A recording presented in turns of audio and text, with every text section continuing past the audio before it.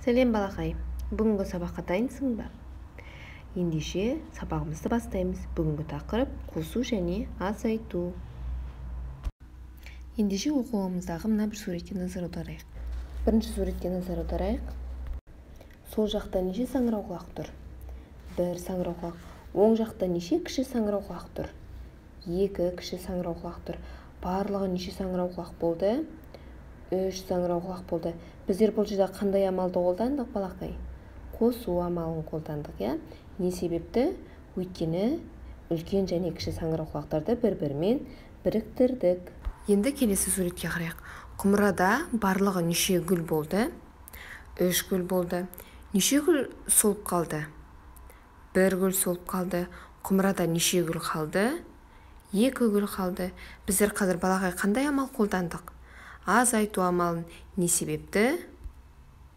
Өйткені барлық 3 гүлден 1 солып қалған гүлді ажыратып алдық.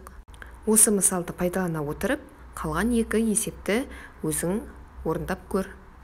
Балақай, енді мына бір тапсырмаға көңіл аударайық. Балалардың қалай есептегендігін айт дейді. 1 қосу 2 деген өрнек берілген. 1 қосу 2 дегенді біздер жіктеп алдық. 1 және 1-дің қосындысынан тұрады. Енді осыны біздерге сандық сәуледе түсіндіру керек. Алдымен сандық сәуледе 1-ді тауып аламыз. Одан кейін біздерге неше рет оңға қарай секіру керек? 2 рет секіру керек. 2 рет секірген кезде біздер нешеге келдік? 3-ке келіп тоқтадық. Сонда 1 қосылған 2 тең болады 3-ке. Балақай, сандық сәуледе қосу амалын орындаған кезде біздер оңға қарай секіреміз. Ал азайту амалын орындаған кезде солға қарай секіріп мәнін табады екенбіз. Келесі азайту амалына қатысты 3 азайтылған 2. 2-ні біздер 1 және 1 деп жіктеп алдық. 3 азайту 1, азайту 1. Енді сандық сәуледе 3-ті тауып аламыз. Одан кейін солға қарай 2 рет секіреміз.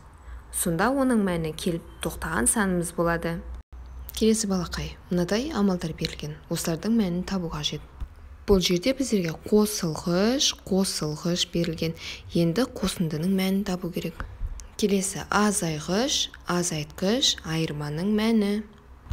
3 азайту 1 тең 2-ге. Келесі балақай, мына суретке назар аударайық.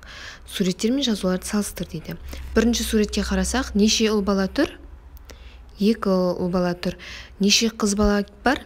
1 қыз бала. Сонда бұл жерде барлығы неше оқушы тұр? 3 оқушы тұр. Келесі суретті қараймыз. Неше қыз бала тұр? 1 қыз бала. Неше ер бала тұр? 2 ер бала тұр. Сондық бұл жерде барлығы 3 оқушы тұр екен. Балақай, бүгінгі қосу және азайтуға қатысты тақырыбымыз түсінікті болды деп ойлаймын. Егер ұнаған болса, лайк қалдыруды ұмытпа.